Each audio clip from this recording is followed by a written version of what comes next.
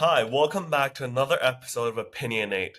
In this episode, we talk about some controversial issues around gender and sex and sexuality. Um, so just as the beginning, we use sex to refer to someone's biological. Uh, Sex is determined by some biological features. Gender is socially, culturally constructed, and sexuality is somewhere in the middle. It's kind of like a manifestation of sex. It's rather complex when you consider the literature around Foucault, um, who made sexuality into this kind of big thing in queer theory. But Cool. Okay. Sorry. yeah, so we can begin by talking about sex. So most people think that's very straightforward, right? You got male and you got female, and they're distinguished by biological features. But the first thing people don't really notice is that one, there's no one biological feature that makes a distinction, but there are actually five. So some people say, well, it just depends whether you have a penis or not, right?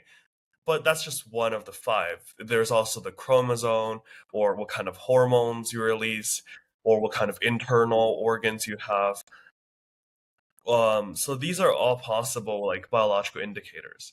So this already destabilizes the notion of sex, right? Because what if someone, has one or two or three or four of these five features, but lacks the other? Do you categorize them as male or do you categorize them as female? And this problem is obviously not unique to humans. Biologists also argue on this. Some of them, they end up agreeing on the chromosome one, but you know, in popular discourse, people often still say, "Oh, you have X reproductive organ, therefore blah blah blah." They're not exclusively relying on chromosome. Okay. So wait, I have a few questions. So the first question I have is, what makes a chair not a social construct and gender a social construct, and what makes sex not a social construct and gender a social? That's a good question. Well, I think whether something is social construct really depends on the kind of discursive community. For example, if I talk about a chair as like equipment in my laboratory, right? If I'm a scientist and this chair is, let's say I'm doing a physics like lab, right? I have to use this chair as like a support, and yeah, then it's a social construct constructed by the scientific community because science of is well, I don't want to say that science as a whole is a social construct, but you know, I am saying that a lot of things in science is more things is constructed than you might think. Um, Wait. So very in the sense that scientists use that chair for like a special purpose within their community, that chair is a social construct. yeah, I think so. I don't know what a chair is without being in some kind of community or like discourse. Okay, but can't you say that about like everything? Like you wouldn't know what like I guess would you know what sex is like if you're not like I don't know living in society? Well, I think you probably wouldn't because like people say it's very straightforward. Like I know what I'm. Well, I wouldn't just say man like that. That itself concerns gender. But let's just stay on the topic of sex. Like I know what a male is, and then you go on to ask them like, what if someone has like XY chromosome but doesn't have a penis, and they just get confused, right?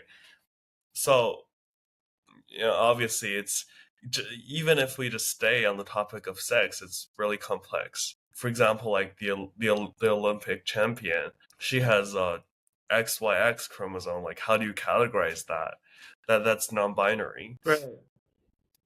Yeah, so like then what is not a social construct, for example? What is not a social construct? Well, here's the thing, right? I think that anything can be understood as like fields of power, and like every object kind of is like a locus of power, and in that sense they're constructed.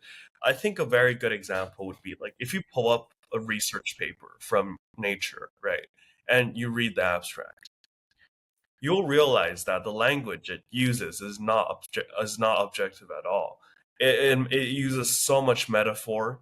It, for example, if you open a biology paper in like cancer research, you see words like, you know, attracted, excluded, or other words like targeting something, or these words they aren't objective at all, and in fact they're very much anthropomorphic.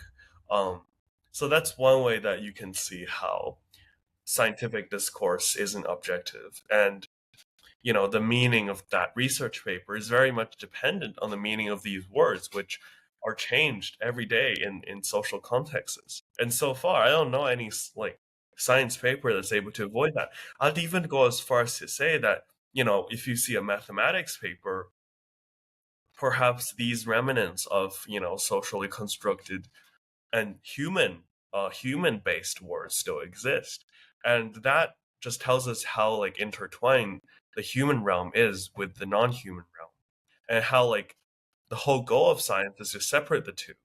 But if you actually go there, you go into a laboratory, you go see how scientists work, you realize that there's a continuity between the human aspects and non-human aspects. um, but that is, of Wait, course, not to deny that there might be a non-human world. The world might still be naturalized facts. There are certainly, I think, naturalized facts. okay. Okay, so what makes some words like objective and some words non-objective? Is it that like these words, such as targeting, sort of implies some sort of intentionality, or what's the difference? Yeah, I think it's great that you use the word intentionality, because I think um I think, first of all, I think panpsychism is probably the only coherent view. Uh, uh, Physics in physics, maybe next to like neutral monism or something. But you have to accept that consciousness doesn't appear like a blink. It isn't that think of yourself growing from a baby, uh, right up to now, right? When you're a baby, you probably aren't self-conscious, right? You're not really conscious of your environment. You're not really conscious of yourself. Perhaps on a very low level you are, but we wouldn't call you self-conscious, right? Well, then how did you become self-conscious? It isn't like a sudden blink, right? It's a continuous process. And it seems like animals also are self-conscious to a certain degree. And if they are, it seems like primitive animals are to a lower degree. And extrapolating this trend, we get that plants may also be self-conscious to a very low degree, and that objects are self-conscious too, to an even lower one. So this is not just like fantasy. You have paper published on Nature Neuroscience Review arguing for what's called integrated information theory, which says that basically that self consciousness is ubiquitous in the universe, because it is just complex information, and you know complex information comes in a continuous curve from zero to infinity. So you get things like this foam is self-conscious based on that theory of IIT, because it is complex information, right? It's just not very integrated at a very low level. Okay. There's no objectivity in that sense, I guess. Everything is intentional. Okay. Well then. Okay. Wait. So wouldn't that put us in tension with like uh claims of centrism or something like that? Well, I think it's just the opposite, though. You're trying to say that consciousness is not something so unique to humans. Yeah.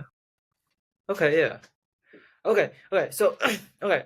So what is the main difference between sex and gender? One is determined by biological facts, and I hasten to add that biological facts are too constructed, as you can see from the fact that there are non-binary people, and from the fact that's disjointed into five parts.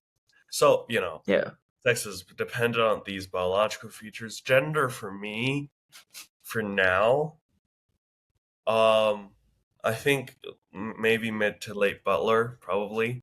So something to the effect that like sexuality is like an object that we act upon, but then it can also act upon us. That's one part of it. So we accept that sex does have a role to play in gender, because sex engenders, uh, that's a pun. Yeah, sex engenders sexuality, which has an effect on gender apparently. But gender itself is not sexuality. Gender is the stylized performativity, right? Stylized repetitions. Um, so, for example, like I have short hair, you have short hair. Uh, People may infer from that that we're more likely to be masculine slash men, uh, and all kinds of performance, right? Uh, Okay. What do you mean by perform? What do you mean? Yeah, what do you mean by perform? well, I'm not really a Butler scholar. I don't really know that much about it, but what's important is that number one, a performance is very different from performativity. A performance, actors are trying to act as someone else, right? You get a script and you act accordingly. You're not acting your own identity, but in a performativity, you're kind of reading off like a script that you're writing as you're performing. And you see this to some extent in performances, right? Actors don't follow their scripts by 100% accuracy, right? They kind of deviate from it in all kinds of creative ways. That's why we have awards for good actors, right? Actors aren't just robots replicating what the playwright has in mind. Actors also contribute to the creative process and so on. And it is the part that they contribute that we call performativity, right? It is the kind of style of the actor. It's the style of you, right? Performativity is this kind of stylized aspect of performance that we try to extract. Um, and this part, it's largely determined by social norms, right? The fact that we have short hair, that's a social norm. And the fact that, you and I, we're both not wearing like pink, right? And a part of that may be due to the fact that that's a social norm that just happens to be there, right? Like when I bought this phone, right? I chose blue. I didn't choose like red or yellow. Maybe that is also a product of social normativity. But this is yellow, which is pretty good. Uh, so basically, like performativity is just uh something you often don't realize that you're doing it, but I think Butler is really building on Simone de Beauvoir's claim in The Second Sex that like one's not born a woman, but becomes one, right? So this difference Okay. is very important between being something and becoming something. And for her, gender is always the process of becoming, the process of it's a process basically, like process philosophy, and like H. Whitehead. Um, so that's what for them matters when it comes to gender. Okay. Okay, I don't know what gender I am. I'm not sure. I'm not 100% sure. How should I proceed? Well, then your gender identity is questioning. Okay. Right. Yeah, that's Well, so is there any way I could sort of like control my gender? Like, well, in the sense that like you say that my gender identity is questioning. Like, how could I then how can I then truly self-identify, right? Because like if you say that, okay, my gender is self-identification, well, that seems like I have to have like to be able to have jumped out of this phase of questioning, but like as a this matter very jumping this very jumping out would not be like initiated by myself, right? well, as a matter of fact, gender identity is something that Butler really questions in a way, because gender identity assumes that gender Ugh. can be identified, which assumes that gender is some sort of like property intrinsic to a person, right? Or something that has being, right? But you know, Butler questions that, right? Is gender really identification? Can we really categorize people by gender? And I think that's a good question. So maybe there is no gender identity after all. That's partly, that's partly why they receive so much backlash from the queer community at times, because this is the age-old problem of like in literary theory of like, is there an author or not? So, for example, I don't know how much like criticism or like theory but Roland Barthes wrote a essay called like "The Death of the Author," right? I don't know And about that.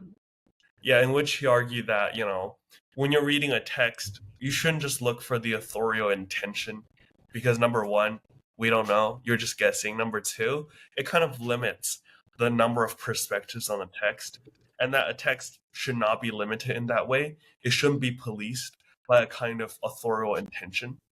Foucault also wrote a essay to the effect that like postulating the existence of an author is policing, and given the atmosphere of the French intellectuals during that period, policing is definitely has negative associations. Wait, let's actually talk about. Yeah, sorry. Go ahead. Yeah, so they argue that you shouldn't assume there's an author, and for certain texts, you can basically have whatever interpretation you want. And as long as it makes sense, given the text, it is a kind of legitimate interpretation. It doesn't necessarily have to fall in line with, the authorial intention. And that's a criticism, of course, of like examinations that say, what is the author's intention writing this piece? Foucault and Barthes would urge us to say that we never know, and there's no point in knowing that. And putting that on a test is just policing the text, which is bad because texts should be free. They should be allowed to use the Derrida's way as term in deconstruction. They should be allowed to play. Um, okay, so back to the topic of identity. Some contemporary authors are against Foucault and Barthes, and they're against the death of the author. Why is that? Well, for example, this is an example used by Paul Frey in one of his lectures. Say I'm a black lesbian, and I wrote a text that's like defending my views, right? There is an author, it's me, and I want my authorial intention to be there, right? I want others to know that this is written by a black lesbian author and not by, some white guy in the colonial era, right? I want others to be police in a way, in a good way, right? I want them to know that my intention of behind writing this text is very clear. Letter from a Birmingham jail. You can't just interpret that as like a purely aesthetic attempt at, letter writing, right? It's not. There is an authorial intention behind that. And Barthes and Foucault would say, well, then, like, are you limiting the number of interpretations? Well, yeah, like that is my identity, and I want to express that, and it is stable, right? It's not just like I'm a black lesbian, like no matter what you try to like put on me, right? You might say, oh, that's fluid, non-stable, but that is actually counterproductive to pushing this cultural discourse. Um, or discourse, to pushing this discourse in general. And so Right. that's the main debate, whether there's identity or no identity. Okay. Well. Okay. The question here I have is, say that like this I don't know, this like kindergartner, like wrote a sentence, this apple is red. We could like, if we don't assume some authorial intention, it seems like we could, possibly legitimately interpret the sentence as some sort of a, I don't know, a postmodern exclamation of some sort. Yeah. Yeah.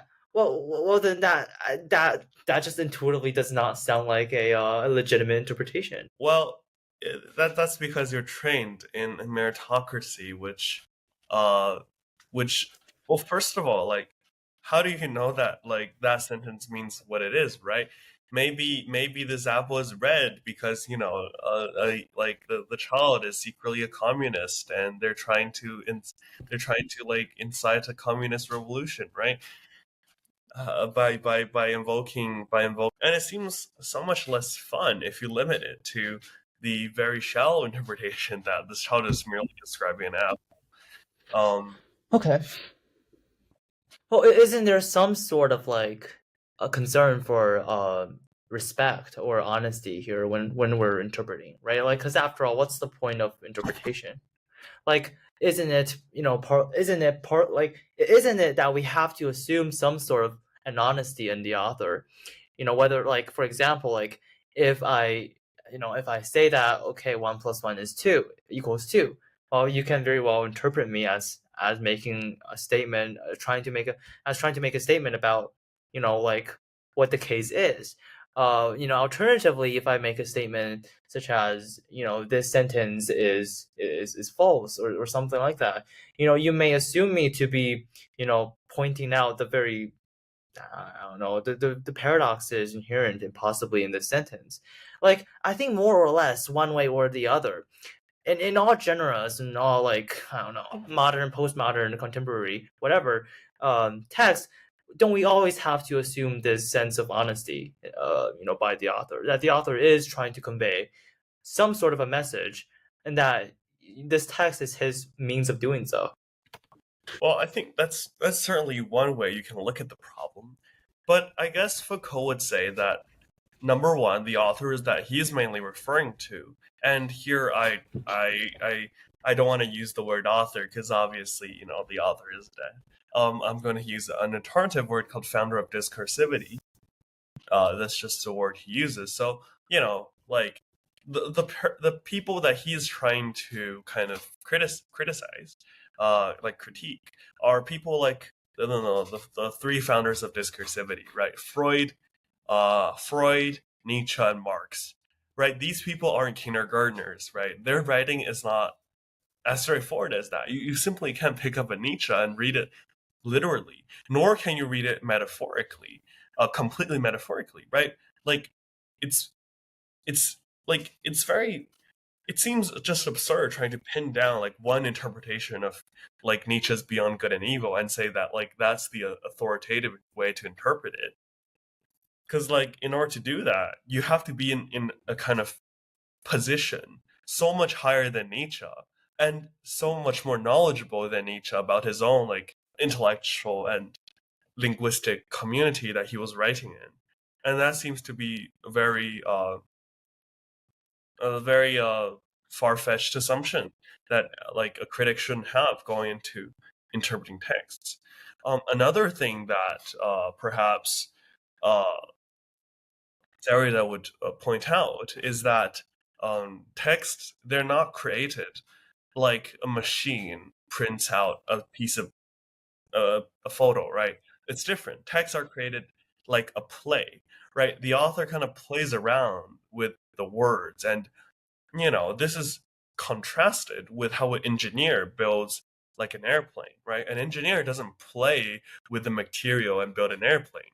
An engineer has a plan, they have a clear kind of roadmap to building it, and they just follow that plan.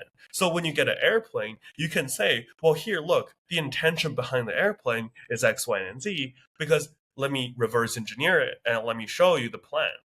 But when you have a text, like, for example, when you have Beyond Good and Evil by Friedrich Nietzsche, there's no plan behind that, right? It's a product of play. And how do you reverse engineer a text when there's no engineering in the first place? When it's all just a result of play rather than engineer. So that's one of the main questions Derrida posed to the kind of structuralist at his time, and to the semioticians Okay, who, I who kind of doubt that, in the sense that, okay, so, like, I think we can agree that, regardless of whether the text is a piece of text or, a non-text, well, say that it's a piece of text, right? The author has one message only. There is no way the author can have two messages. That is just, like, a priori self-contradictory. Like, there is one message he can have.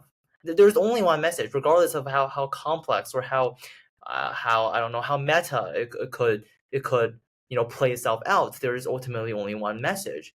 So why not? So the legitimate interpretation, or the correct interpretation, would be the interpretation that we can expect to be able to get at that very message. But I think the more fundamental issue here is that, to interpret something, we have to first interpret it. We first have to decide whether it is a text, or, a piece of art at all, versus a non-text, or a non-art, right? Like, take the airplane you just talked about. Like, when you look at an airplane in an airport, you don't consider it a text, right? Because like Well, you're actually, it's a piece of architecture, in my opinion. And in fact, even more absurd things have been considered to be art or text before.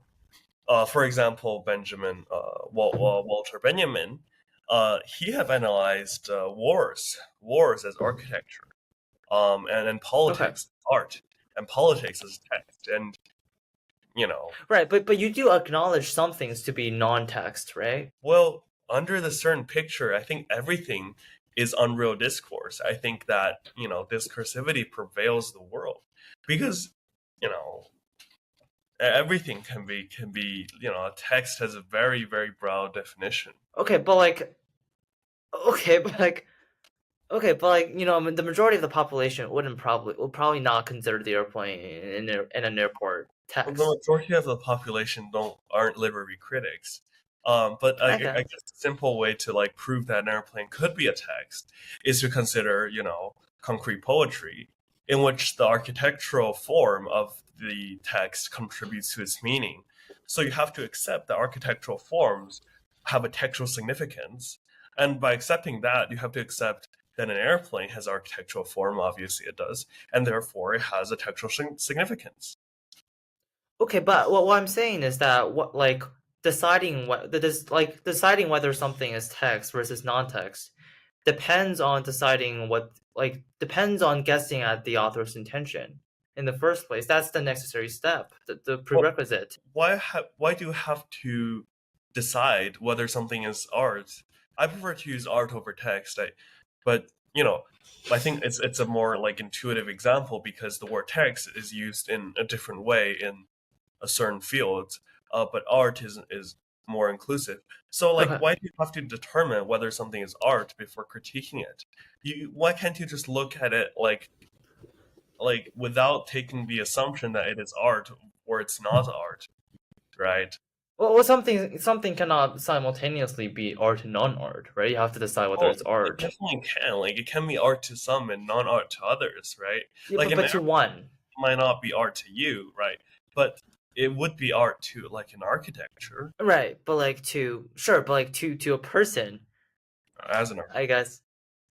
Okay, Yes, yes. every, everything can be art. So, and there's no benefit. So, like, I guess here's the thing, right? We're not probing a metaphysical question here. We're not saying, like, metaphysically, this thing, intention or author, does not exist. I think this is more like a hermeneutic method, right? It's like, how do we approach it, right? Which approach brings the most benefit? Which approach is the most fruitful? And it seems like the approach without the author often produces more exciting results, right? So like in this aspect, it's the way we should adopt. But this is very off topic. Let's return to the question of sexual or gendered identity. Right, okay. But it's also very relevant, actually. We're not really that off topic because, Derrida have commented extensively on how the existence of non-binary people deconstructs the binary between men and women or between male and female. That's Okay. what like deconstruction is all about. It's about deconstructing binary. Right. Okay, but like still like when you interpret, what you're trying to do is you're trying to get at the correct message, right? There is one message the author intended. No, And then bro. yes, of course there is only one message. No. Yes, maybe there is, but that's not what you're trying to do when you're critiquing a text. When you're critiquing a text, you want to like you don't want to make that assumption. You want to preserve as much freedom as possible when you're critiquing a text.